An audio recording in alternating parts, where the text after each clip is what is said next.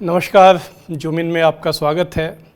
आज हम बात करेंगे नई शिक्षा नीति की। पिछले हफ्ते सरकार ने इसे मंजूरी दे दी है और अब यह शिक्षा नीति जो है लागू होने की प्रक्रिया में है। अब इसे आगे बढ़ाया जाएगा। इसको लेकर कई सवाल उठे हैं। जैसे कि एक सवाल तो ये उठा है कि इसको जो मंजूरी देने की जो प्रक्रिया है उसमें राज्य सरकारों से राय मशविरा नहीं किया गया या संसद में नहीं लाया गया। ये सब सवाल राजनीतिक दलों की तरफ से उठाए गए हैं। कुछ सवाल इसके इम्प्लीमेंटेशन से संबंधित है, मतलब फंडिंग का सवाल है, पैसे का सवाल है। 6% तक 6% ऑफ जीडीपी बजट बढ़ाने की बात की गई है, लेकिन ध्यान ये दिलाया गया है कि ये कोई नई बात नहीं है। ये बात तो आज़ादी के बाद से कही जा रही है। अगर इस बार कही गई है तो उसका रोड मैप क्या है, यह इस नीति में नहीं बताया गया है। इसी तरह multi disciplinary education and research institutes पर जोर देने की बात की गई है। भाषा का सवाल जो है वो एक बार फिर से उठ गया है। आज ही खबर आई है कि तमिलनाडु में इसको लेकर वहाँ की पार्टियों ने विरोध जताया है और उन्होंने कहा है कि इसमें जो सुझाव दिया गया है कि सारी पढ़ाई मातृभाषा या क्षेत्रीय भाषा और त्रिभाषा फॉर्मूले के तहत हो, उससे वो सहमत नहीं है। लेकिन आज जूमिन में हम इन सवालों का बात नहीं कर रहे हैं। आज हम बात कर रहे हैं कि आखिर इस नई नीति जो आई है, शिक्षा नीति जो आई है, इसके पीछे नज़रिया क्या है, विज़न क्या है। वो जो विज़न है वो क्या बताता है कि देश की शिक्षा को किस दिशा में ले जाया जाएगा। ये सवाल इसलिए उठा है क्योंकि कई ऐसी बातें आई हैं इस शिक्षा नीति में। जैसे कि इसमें ये कहा गया है कि इसमें सभी लोग, सभी छात्र भारतीय होने पे गर्व करें, इस पर जोर दिया जाएगा। जो भारतीय सभ्यता है, प्राचीन सभ्यता है, उसका जो ज्ञान है उसके ऊपर एम्फेसिस होगा। अब वो कौन सी परंपरा पे एम्फेसिस होगा ये साफ नहीं है। भारत में एक आर्गुमेंटेटिव इंडियन, जिसे अमर्त्य सेन ने कहा था, वो भी एक ट्रेडिशन है। दूसरा ट्रेडिशन वह भी है जो आर्गुमेंट को दबाने वाला है। ये सारी बातें साफ़ नहीं की गई हैं और चूँकि ये सब बातें साफ़ नहीं हैं इसलिए ये सवाल उठा है कि इसमें चूँकि क्या जो सोशल फॉल्ट लाइन्स है, समाज में जो विभाजन रेखाएं हैं, जैसे जाति है या लिंग है, जेंडर है, इन सब चीज़ों को ओवरलुक करके कोई एक ओवर आर्चिंग यूनिटी बताकर उस पर गर्व करना छात्रों को सिखाया जाएगा, फ़ख्र करना सिखाया जाएगा। तो ये जो विज़न का सवाल है ये आज हमारा विषय है, हम इसी पे बात करेंगे। इसके लिए हम सबसे पहले चलेंगे प्रोफेसर सुरेंद्र सिंह जोधका के पास। प्रोफेसर जोधका देश के जाने माने सोशियोलॉजिस्ट हैं, समाजशास्त्री हैं। जेएनयू के स्कूल ऑफ सोशल सिस्टम्स में प्रोफेसर हैं और उन खासकर जो भारतीय समाज है जो उसके बारे में उनकी विशेषज्ञता है। प्रोफेसर जोधका, आपका स्वागत है। मेरा आप पहला सवाल साधारण सवाल है कि जो पहले शिक्षा नीतियाँ आई थी, 1968 में आई थी, 86 में आई थी और अब आई है, उनके पीछे जो विज़न था और इसमें जो विज़न है, क्या आपको उसमें कोई फ़र्क नज़र आता है? विज़न तो टाइम के साथ बदलेगा ही सही। जो 1947 या 1950 में जब हम बात करते थे, शिक्षा के चैलेंजेस अलग थे। जब आज बात करेंगे तो आज दुनिया बदल गई है और हिंदुस्तान का जो अर्थव्यवस्था है वो भी काफ़ी बदल गई है। पहले यहाँ हमारे प्राइवेट यूनिवर्सिटीज़ नहीं हुआ करती थी, अब आ गई हैं। और पहले हमारा जो मेन शिक्षा का जो वो क्या था, आधार था, वो नेशन बिल्डिंग था। आज हम एक जो ग्लोबलाइजेशन जिसको बोलते हैं उस दुनिया में रहते हैं। बहुत सारे इंडियंस जो हैं, हिंदुस्तानी हैं, वो यहाँ पढ़ के फिर अब्रॉड जाते हैं। यहाँ भी जब पढ़ाते हैं तो वो यही सोच के पढ़ते हैं कि हमारे को काम करने का मौका जो ग्लोबल मार्केट में मिलेगा। जो पिछले 25-30 साल में भारत का विकास हुआ है पोस्ट 1990, वो सर्विस सेक्टर में हुआ है और service sector is globally integrated. तो पूरे जो ध्रुवीकरण जो हुआ है ग्लोबल काइंड ऑफ इकोनॉमी का, तो उसमें आप इकोनॉमी को, एजुकेशन को कैसे देखोगे। तो वो नेचुरली टाइम के साथ विजन बदलेगा, टाइम के साथ ज़रूरतें बदलेंगी, टाइम के साथ एस्पिरेशन भी बदलती हैं। अब बहुत सारे लोग हैं जो आप हायर एजुकेशन में आना चाहते हैं। अब यही आप देख लीजिए, जो आपका ग्रॉस इनरोलमेंट रेशियो है जो हिंदुस्तान का बढ़ा है 1990 से लेके और 2015-16 तक का जो आंकड़ा है, it's remarkable. It's gone up from 5-6% to 25% या 25% से भी अब ज़्यादा की बात कर रहे हैं। तो वो एक बहुत मेजर क्रांतिकारी शिफ्ट है जिसमें बहुत ज़्यादा नए तरह के लोग जुड़े हैं जो यूनिवर्सिटी में आना चाहते हैं, जो पहले कभी सोच नहीं सकते थे कि कहीं बाहर हम जा सकते हैं, यूनिवर्सिटी में पढ़ सकते हैं। वो बच्चे दलित वर्ग के हों या किसानों के हों या जी ट्राइबल एरिया से हों, बहुत सारी औरतें अब यूनिवर्सिटी में आ रही हैं, तो वो डाइवर्सिटी बहुत बड़ी है। तो वो जो आपका सामाजिक धरातल है वो बदल गया है, जो आपका काइंड ऑफ मार्केट इकोनॉमी है वो बदल गई आपने है। सर डाइवर्सिटी की बात की, हम यही तो सवाल आज उठा रहे हैं। जब मैंने विजन का सवाल उठाया, हम चूँकि इस डॉक्यूमेंट में लोग ध्यान दिलाया गया है कि इसमें कास्ट शब्द नहीं है, सेकुलरिज्म शब्द को छोड़ दिया गया है, उसका कोई जिक्र नहीं है, और एक इंडियननेस के ऊपर बहुत ज़्यादा इम्फेसिस है। मैं इस विज़न की बात कर रहा हूँ जो हमारा कॉन्स्टिट्यूशनल विज़न है। हालांकि इसमें कहा गया है कि हम कॉन्स्टिट्यूशनल वैल्यूज के और विज़न के लिए कमिटेड हैं, लेकिन हमारा कॉन्स्टिट्यूशन हमें यह भी सिखाता है कि हम अपने समाज की जो खामियाँ हैं, कमियाँ हैं, उसके बारे में जानें। जो हमारे प्रेजुडिसेस हैं, सोशल प्रेजुडिसेस हैं, उसके बारे में हमारे छात्र जानें और उसको एड्रेस करने की कोशिश करें। क्या आशंका इसलिए पैदा हुई है, जो इस समय का पॉलिटिकल कॉन्टेक्स्ट है, जो बैकग्राउंड है, कि क्या ये कोई ऐसी कोशिश तो नहीं है कि हमारे फॉल्ट लाइंस को ओवरलुक किया जा रहा है? नहीं, कहीं ना कहीं पे वो बात है। अभी जो हमारा अपना अध्ययन है, मेरी अपनी जो स्टडी है, वो यही शो करती है कि आज अगर हम कास्ट की बात करते हैं तो उसको भी आगे डिसएग्रीगेट करना पड़ेगा। सिर्फ एक एग्रीगेट तरीके से अगर आप एक ही कैटेगरी में सब लोग डाल देंगे जो सोशो इकोनॉमिक बैकवर्ड सेक्शंस है या इस तरह से उससे कुछ मिलने वाला नहीं है। क्योंकि पहले जो शेड्यूल कास्ट थे उनके अंदर भी अब बहुत सारे परिवर्तन आए हैं धरातल पे। ऐसे ही बाकी जो आपके पहले गांव में जो रहते थे डोमिनेंट कम्युनिटीज़ थी, अब वो जो आपके जाट हैं या मराठास हैं या और इस तरह के जो मध्यम वर्ग के लोग थे, जो मध्यम लेवल की जातियां थी, उनमें भी बहुत एस्पिरेशन आ गई है कि शहर में आके पढ़ें। उनके एक्चुअल प्रॉब्लम्स हैं, क्योंकि जो हायर एजुकेशन है उसमें खास तौर पे और प्राइमरी एजुकेशन में जो परिवार का आपका जो वातावरण होता है उससे काफ़ी डिटर्मिन होता है कि आप किस तरह का एजुकेशन में अचीव करेंगे। और ये जो संबंध है आपके जो क्लास बैकग्राउंड का और एजुकेशनल अचीवमेंट का, इसको समझना बहुत ज़रूरी है और इसको डिसएग्रीगेट करना बहुत ज़रूरी है। क्योंकि हमारा इतना बड़ा देश है, इतनी अलग अलग डाइवर्सिटीज़ हैं। कहाँ पे जैसे साउथ में जाइए वहाँ पे एक कल्चर है अंग्रेजी बोलने का, लेकिन वो पहले जो शहरी तबका था उसमें था। जो अब नई कम्युनिटीज़ गांव से निकल के आ रही हैं, जो सो कॉल्ड ओबीसीज गांव से आ रही हैं, उनकी समस्या बिल्कुल अलग है। वो अंग्रेजी सीखना चाहते हैं, वो अंग्रेजी से भागना नहीं चाहते, लेकिन उनके पास वो उस तरह से कल्चरल रिसोर्सेज बहुत कम है।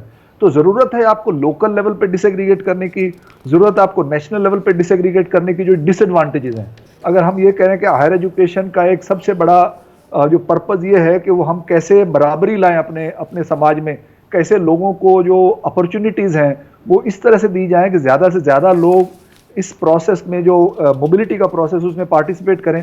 तो उसके लिए तो आपको एकदम से लोकल लेवल पे जाके डिसएग्रीगेट करके किनको क्या ज़रूरत है उस हिसाब से इंस्टीट्यूशंस को भी बनाना पड़ेगा और इस हिसाब से विजन भी बनाना पड़ेगा।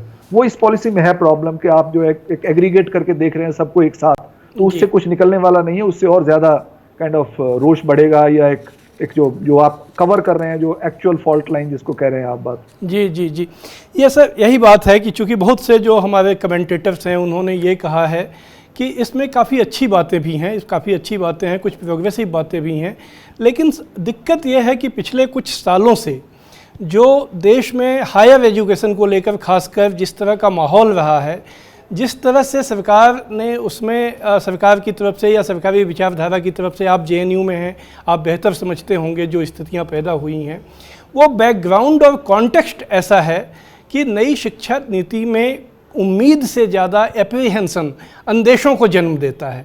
तो ये इस रूप में जो कॉन्टेक्स्ट और अगर कॉन्टेक्स्ट और बैकग्राउंड को हम लोग ध्यान में रखकर इस पर बात करें तो इस पर मैं आपकी एक टिप्पणी चाहूँगा। एक तो ऑब्वियस बात यह है कि ऐसी चीज़ पे बहुत बहस होनी चाहिए, लोकल लेवल पे डिस्कशन होनी चाहिए। कोई ज़रूरत नहीं थी कि पेंडेमिक के टाइम पे आप एक कैबिनेट मीटिंग करके इसको मंजूर कर दीजिए। कोई हायर एजुकेशन में बदल तो जाना नहीं है, अभी तो यूनिवर्सिटियाँ भी बंद पड़ी हैं, सब कुछ बंद पड़ा हुआ है। तो इस पर थोड़ा और डिस्कशन करके पार्टिसिपेट करना, क्योंकि हमारा जो एजुकेशन है वो कंकरेंट लिस्ट में आता है। यूनिवर्सिटीज़ अलग अलग तरह की हैं, बहुत ज़्यादा अलग अलग तरह के स्टेक होल्डर्स हैं। अब एक नया सेक्टर भी आ गया है जो प्राइवेट सेक्टर है। अब प्राइवेट सेक्टर को भी आप आगे से ज़्यादा डाइवर्सिफाई कर रहे हैं। आप ये कह रहे हैं कि बाहर की जो यूनिवर्सिटीज़ हैं उनको भी आने की इजाज़त दी जाएगी। ये नई बात नहीं है, ये पुरानी बात है। ये पहले कपिल सिब्बल के टाइम से चल रही थी। वो जो यूजीसी को तोड़ के दूसरा ढांचा बनाने की भी बात पहले से चल रही थी, लेकिन इन पे कोई क्लियर कंसेंसस नहीं हुआ था। उसको लेके अगर बात की जाती, लोगों में ये डिस्कशन किया जाता है और फिर वो स्टेक होल्डर्स हैं, उनको ओपिनियन, थोड़े लोग ये कह रहे हैं कि हमने ओपिनियन दिया लेकिन उसकी किसी ने परवाह नहीं की। तो ये सब चीज़ें कहीं ना कहीं पे एक वो जो ट्रस्ट डेफिसिट जिसको बोलते हैं वो दिखाई पड़ रहा है। तो वो एक उसको अवॉइड किया जा सकता था, उसमें ज़्यादा मुश्किल नहीं था। प्रोफेसर जोधका, आपने हमें अपना बहुत ही बेशकीमती समय दिया, इसके लिए आपका बहुत बहुत धन्यवाद। अब हम बात करेंगे अखिल भारतीय विद्यार्थी परिषद, देश का जाना माना और बहुत बड़ा छात्र संगठन है, उसके मेरठ प्रांत के सचिव सचिन चौधरी से। सचिन जी, आपका स्वागत है। जी धन्यवाद। सचिन जी, ये अभी प्रोफेसर जोधका भी ये कह रहे थे कि जो फॉरेन यूनिवर्सिटीज़ को लाने का सवाल अभी इस नई शिक्षा नीति में कहा गया है, ये कोई नया नहीं है, ये यूपीए के समय भी आया था। इसी तरह 4 ईयर अंडर ग्रेजुएट कोर्स, ये सवाल भी तब आया था। तब हम लोगों को याद है कि अखिल भारतीय विद्यार्थी परिषद ने इन दोनों ही चीज़ों का बहुत जोरदार विरोध किया था। अब आप लोगों का क्या स्टैंड है? नहीं, अभी क्या था, आया ये था, जैसे विद्यार्थी परिषद ने कहा कि अभी जो टॉप यूनिवर्सिटीज है, जैसे राष्ट्रीय शिक्षा नीति 2020 में यह लागू है कि उसमें एक कॉलम है हायर एजुकेशन के अंदर, जो अपनी देश के जो उच्च विश्वविद्यालय है, जो अपने यहाँ के भी विश्वविद्यालय, वहाँ शिक्षा जो, क्योंकि बहुत लोग विदेश में भी रहते हैं भारतीय, उनको एक अच्छी भारतीय संस्कृति परंपराओं की जानकारी मिले, इस नाते वहाँ भी, और वहाँ की जो विदेशों की टॉप यूनिवर्सिटियां हैं वो भारत के कैंपस में एक दूसरे का परिवर्तन हो। जी, और ये जो हमारे देश के अंदर ब्रेन ड्रेन की बात करते थे कि हमारे जहाँ प्रतिभाशाली जो छात्र थे वो किसी अच्छी पढ़ाई ना होने के कारण बाहर चले जाते थे, लेकिन इस राष्ट्रीय शिक्षा नीति होने के कारण ये इंटरचेंज जो हुआ है उससे फायदा हुआ है विद्यार्थियों को। अब ये 4 ईयर अंडर ग्रेजुएट कोर्स का है, इसके बारे में आप लोग की क्या समझ है? 4 अंडर ग्रेजुएट की है कि देखो, पहले जो प्रणाली थी अपने यहाँ कि कोई छात्र था जो 4 वर्ष या कोई कोर्स कर रहा था, जो उसमें क्या था कि उसमें वो उसके साथ साथ क्या है, जहाँ अपने व्यावसायिक शिक्षा के मतलब एक रोजगार के रूप में जहाँ वो बीपीएड, एमपीएड, इस तरीके की जो डिग्रियां हासिल करता था, उससे फायदा होगा। सिंपल ग्रेजुएशन के साथ साथ उसे कुछ ना कुछ मिलेगा extra.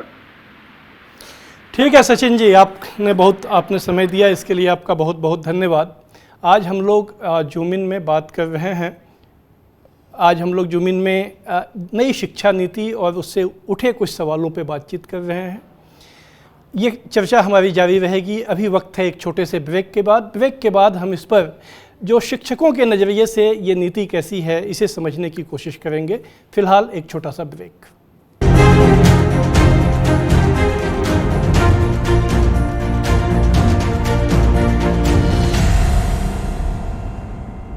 For me, my passion was sports, but Dad wanted me to be an engineer. Glad I joined LPU, where I followed my passion, and today I work for Amazon at a package of 28 lakhs per annum. Thanks LPU for making me achieve both. Think big, Lovely Professional University. सपने सच तब होंगे जब आप सपने दिखना शुरू करेंगे। ये शब्द हैं उस शख्सियत के जिसके सपनों ने दी इस देश को एक नई उड़ान, डॉक्टर APJ अब्दुल कलाम। और ऐसे ही हर स्टूडेंट के सपने पूरे करेंगे हम, under best guidance of expert faculty team. Admission open in science and technology, humanities, social science, arts and sports. Doctor APJ Abdul Kalam university, Indore. For the details, contact 1800-300-26072.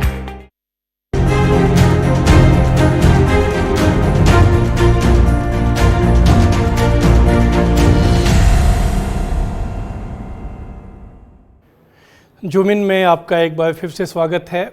आज हम लोग बात कर रहे हैं नई शिक्षा नीति और उससे उठे सवालों की। अब हम इस पर चर्चा के लिए चलेंगे आभा देव हबीब के पास। दिल्ली और देश भर में शिक्षक आंदोलन का ये बहुत ही जाना माना नाम है और हम लोग एक समझ के साथ शिक्षक के नज़रिए से शिक्षा को कैसे देखा जाए उस पर जब भी कोई ऐसे सवाल आते हैं तो हम लोग ये उम्मीद करते हैं कि आभा जी हम लोगों को उसके बारे में एक खास समझ देंगी। आज वो हमारे साथ हैं। आभा जी, आपका स्वागत है। आभा जी, पहला सवाल मेरा बहुत साधारण सा, एक शिक्षक के नज़रिए से जो नई शिक्षा नीति आई है, न्यू एजुकेशन पॉलिसी, इस पर आपकी क्या राय बनी है? देखिए, ऐसा है कि जो लिखा गया है वो आपको सुंदर और बेहतर लग सकता है, पर जब हम फाइन प्रिंट में जाते हैं और देखने की कोशिश करते हैं कि जो लिखा गया है वो पॉलिसी के तौर पे जब बाहर आएगा तो किस तरीके का आएगा, तो ये एक एक्सक्लूजन की पॉलिसी बनने जा रही है। इसमें तमाम एक बड़े सेक्शन को एजुकेशन से बाहर कर दिया जाएगा या फॉर्मल एजुकेशन से बाहर कर दिया जाएगा और उसको कहा जाएगा कि आप डिस्टेंस लर्निंग मोड से ही अपनी शिक्षा को पूरा कीजिए। मैं 3 बिंदु लूंगी हायर एजुकेशन के ऊपर ये दिखाने के लिए कि सरकार जो शिक्षा ला रही है वो कितनी महंगी होने वाली है। एक तो देखिए, जो नोट कैबिनेट से पास हुआ वो एक दिन बाद MHRD की वेबसाइट पे लगा और उसमें बहुत सारी चीजें हैं जो नहीं है, पर वो अपना जो एक फॉर्म है वो 2019 के ड्राफ्ट न्यू एजुकेशन पॉलिसी से ही निकाल रहा है और उसमें साफ लिखा हुआ है कि कंसोलिडेट करेंगे, हम चीजों का मर्जर करेंगे। हाँ, चीजों में बहुत बिखराव है, छोटे छोटे इंस्टीट्यूशंस हैं, आज इनको एक तरीके से मजबूती देने की जरूरत है, इनको साथ जोड़ने की जरूरत है, जिसके चलते लिखा जा रहा है कि 45,000 या 50,000 इंस्टीट्यूट से घट के हम 15,000 पे आएंगे और हर एक इंस्टीट्यूट में नंबर को बढ़ाया जाएगा। ये किसी भी एक स्टडी के बगैर लिखा जा रहा है, क्योंकि अगर आप दिल्ली विश्वविद्यालय के कॉलेजेस देखें तो अभी हर एक कॉलेज में 3,000 से 6,000 स्टूडेंट है, तो आप उसका विस्तार और कितना कर देंगे ये सोचने की बात है। पर जब आप 45,000 से 15,000 पे आएंगे, इसका मतलब ये कि माँ बाप को अपने बच्चों को अपने जिले, अपने सिटी से बाहर कहीं पे पढ़ने के लिए भेजना पड़ेगा एक रेगुलर डिग्री के लिए, यानी कि फीस के ऊपर जो खर्चा है वो तो है ही, पर एक महंगे शहर में रहने का खर्चा माँ बाप को उठाना पड़ेगा, जैसे दिल्ली यूनिवर्सिटी में होता है। इसी तरीके से आपको मालूम है इकोनॉमी का स्लो डाउन चल रहा है, हमारा पूरी अर्थव्यवस्था जो है तहस नहस है, कोविड ने और लॉकडाउन ने हमारा और बैक तोड़ दिया है। ऐसे में आप जो 4 साल का पाठ्यक्रम की बात कर रहे हैं, इसका मतलब ये कि एक मिनिमम डिग्री पाने के लिए 4 साल का खर्चा आभा जी, ये जो आपने पेंडेमिक की बात की, ये तो एक तात्कालिक है ना, ये तो फौरी है, नीति तो लॉन्ग टर्म होती है, एक लंबे समय के लिए बनाई गई है। बिल्कुल आप सही कह रहे हैं कि आप लॉन्ग टर्म के लिए लेकर आ रहे हैं, लेकिन आप एक मिनिमम जो खर्चा एक परिवार का अंडर ग्रेजुएट डिग्री पे है उसको आप बढ़ा रहे हैं। देखिए, जब 4 ईयर अंडर ग्रेजुएट प्रोग्राम, आप ABVP के अध्यक्ष से भी पूछे थे, जब 4 ईयर अंडर ग्रेजुएट प्रोग्राम आया था तो उसके खिलाफ एक बहुत पॉपुलर मूवमेंट स्टूडेंट और टीचर का इसीलिए बना था क्योंकि दिल्ली में महंगे शहर में 1.5 से 2 लाख रुपया खर्च माँ बाप का यहाँ पे रहने में हो रहा था, और एक बहुत ही ढीला सा ढांचा। जब आप मल्टीपल एग्जिट पॉइंट देते हैं तो एक गुंधा हुआ कोर्स वर्क को तैयार नहीं होता और स्टूडेंट का बहुत टाइम वेस्ट होता है। तीसरी चीज मैं बोल दूं कि ये जो कॉमन एंट्रेंस एग्जाम की बात कर रहे हैं, उसका मतलब दोबारा ये होगा कि कोचिंग सेंटर की जो प्रथा है वो बढ़ने वाली है। आज के दिन में इंजीनियरिंग और मेडिसिन के लिए जिस तरीके से बच्चे कोचिंग करते हैं, उसी तरीके से यूनिवर्सिटी में प्रवेश पाने के लिए 12वीं के कोर्स का ध्यान छोड़कर वो कोचिंग में जाएगा, और जिसका मतलब माँ बाप का दोबारा रुपया बढ़ने वाला है। तो लेकिन भारत में भी तो मल्टी इंस्टीट्यूट्स बनाने की बात हो रही है। एक छात्र कई तरह की चीज़ें सीखे, वो अगर मैं मैथ पढ़ता हूँ, साथ साथ मेरी हिस्ट्री में भी अगर दिलचस्पी है, मैं वो भी पढ़ना चाहता हूँ, तो ये सारा भी इसमें प्रोविजन किया गया है। ये तो अच्छी बातें हैं ना, ऑलरेडी प्रोविजन है चॉइस बेस्ड क्रेडिट सिस्टम में, और उससे पहले भी मल्टीडिसिप्लिनरी की बात चल रही थी और ऑलरेडी चॉइस है। लेकिन अगर आपके पास हर एक संस्थान में टीचर रखने भर के लिए थोड़े ही टीचर्स हैं, एक कैप है, उससे ज्यादा आप टीचर हायर नहीं कर सकते, जिसका मतलब यह है कि स्टूडेंट अगर एक खास नंबर में उस डिसिप्लिन के लिए नहीं आता तो वो डिसिप्लिन ऑफर ही नहीं होता। तो जिस तरीके की बात ये लोग कर रहे हैं, आप देखिए 10,000 टीचर्स की जो जॉब्स हैं वो खाली पड़ी हैं अक्रॉस द कंट्री। इनकी कितनी सारी राज्य सरकारें हैं और सेंट्रल गवर्नमेंट में भी बीजेपी है और पिछले 6 साल से है, तो कितनी सीटें भरी गई। तो जब आप हर एक यूनिट में मल्टी डिसिप्लिनरी चाह रहे हैं और कह रहे हैं स्टूडेंट चूज करेगा, तो जिस तरीके का टीचर का नंबर चाहिए आपका, उसके प्रति क्या कमिटमेंट है। ये भी बहुत हंसने की बात है कि 1966 में या 68 में जो कोठारी कमीशन आया था उसने 6% GDP की बात की थी। आज इतने दशकों के बाद एक सरकार दोबारा 6% बोल रही है, जबकि उसने पिछले 6 साल में 3 से 4% से ज्यादा एजुकेशन को दिया नहीं, 3 से 4% GDP में रही। और आज 50% जनता 25 साल से कम उम्र पे है। और एजुकेटर्स ये कह रहे थे, हमारे टीचर्स ये कह रहे थे कि जीडीपी का 10% खर्चा एजुकेशन की ओर होना चाहिए ताकि हम इस देश को मजबूत बना सकें, हम लोगों को काबिल बना सकें। इसमें लैंग्वेज का सवाल काफ़ी फिर से कंट्रोवर्शियल हो गया है, खासकर तमिलनाडु में आज भी खबर आई है और लगातार खबर आ रही है। लेकिन ये तो दुनिया भर में ये बात काफ़ी मानी हुई बात है कि बच्चों की जो शिक्षा है वो अपनी भाषा में होनी चाहिए। उसमें इस पर अगर एम्फेसाइज किया गया है कि जो स्टूडेंट हैं वो या तो मदर टंग में, मातृभाषा में या क्षेत्रीय भाषा में पढ़ाई शुरू करें 5वीं तक या जो पहला 5 साल है। तो ये तो अच्छी बात है, इसका तो आप स्वागत करेंगे। देखिए, मैं इस बात का स्वागत करती हूँ क्योंकि टीचर्स भी ये कहते हैं कि मातृभाषा में पढ़ने से बच्चे का जो अपने सब्जेक्ट के प्रति जुड़ाव होता है वो ज़्यादा होता है। लेकिन देखिए, ऐसा है कि ऐसा नहीं होना चाहिए कि आप सरकारी स्कूलों पे ये सिस्टम ला देंगे और वहाँ प्राइवेट को इजाज़त होगी कि वो अंग्रेजी मीडियम में पढ़ाए। अगर इस तरीके से होता है तो एक डिस्पैरिटी क्रिएट होती है, ये हमें समझने की ज़रूरत है। तो मुझे लगता है कि एक फ्रीडम स्टेट गवर्नमेंट्स के पास होनी चाहिए ताकि वो अपने जो लोकल नीड्स हैं उसके हिसाब से भी और कुछ ग्लोबल नीड्स को देखते हुए, एम्प्लॉयबिलिटी को देखते हुए हमें आगे चलना होगा। पर किस उम्र तक वो अपनी मातृभाषा में पढ़ेगा, ये भी एक सवाल है। क्योंकि मैंने साइंस के मामले में ये देखा कि स्टूडेंट्स को बहुत दिक्कत होती है ट्रांजिशन करने में अंग्रेजी में। और आपको मालूम है कि पूरा सब्जेक्ट जो है अंग्रेजी में ही डेवलप हुआ है और 12वीं तक अगर हिंदी पढ़ी जाती है तो उसमें स्टूडेंट को यूनिवर्सिटी में आने के बाद बहुत दिक्कत होती है।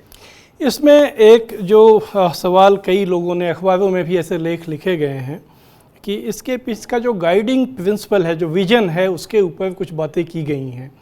जैसे इसमें एक जोर है कि इंडियनाइज करना, इंडियन जो एजुकेशन है, हम लोग भारतीय होने पे गर्व करें। मेरे ख्याल से हम लोग सबको गर्व करना चाहिए अपने देश पर। इसमें एंशियंट सिविलाइजेशन का जो एंशियंट हमारा नॉलेज है वो हमारे छात्र सीखें, स्टूडेंट सीखें, ये बात कही गई है। इसमें जो समाज में बांटने वाली चीज़ें हैं जैसे कास्ट है, इन सब चीज़ों पे ज़्यादा जोर न देने की बात की गई है।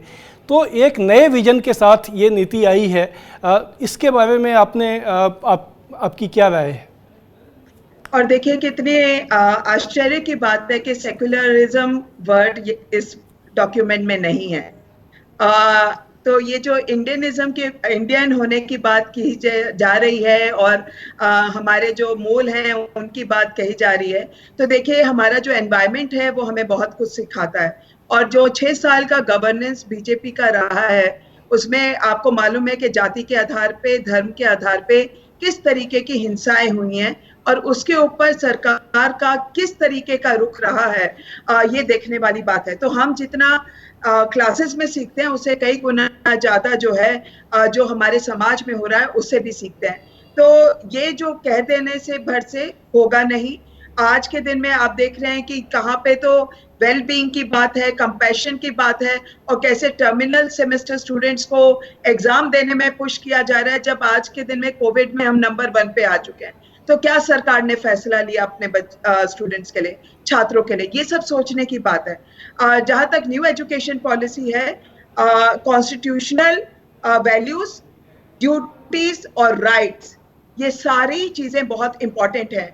और जब हम इसको आप कंट्रोल F करके सर्च करेंगे डॉक्यूमेंट को, तो कॉन्स्टिट्यूशनल राइट्स की यहाँ पर बात ही नहीं हो रही। और ये एक फैशिस्ट एक तरीके की, जब आप सेंट्रलाइजेशन वाली सरकारों को देखते हैं और आप देखते हैं कि वो राइट्स की बात ही नहीं करते, सिटीजन्स की राइट्स की बात नहीं करते, तो जो फंडामेंटल राइट्स हैं उसकी बात ही नहीं हो रही। जैसे कि सिटीजन्स की सिर्फ कंट्री के प्रति ड्यूटी है, और मैं ये समझती हूँ सब सिटीजन्स इस बात को समझते हैं, पर राइट्स की बात भी इस हमारे होनी चाहिए थी और वो नहीं है। सेकुलरिज्म की बात नहीं है। जब ये 30% कोर्स कट की बात करेंगे तो किस तरीके के चैप्टर कटेंगे वो हमने देख लिया। नेशनलिज्म से लेकर फेडरलिज्म से लेकर सेकुलरिज्म को काटा जा रहा है। तो ये किसकी बात कर रहे हैं? क्या ये डाइवर्सिटी को सेलिब्रेट कर रहे हैं जब वो सेकुलरिज्म का चैप्टर कट रहा है? और आने वाले दिनों में किस तरीके से कटेगा ये भी हम देखना चाह रहे हैं। आभा जी, आपने अपना बहुत बेशकीमती समय हमें दिया, इसके लिए आपका बहुत बहुत धन्यवाद। तो आज हम लोगों ने नई शिक्षा नीति और इसका जो इसके पीछे जो इसका जो इंस्पायरिंग या जो गाइडिंग विजन है उसको लेकर जो अलग अलग राय बनी है लोगों की, उस पर बात करने की कोशिश की।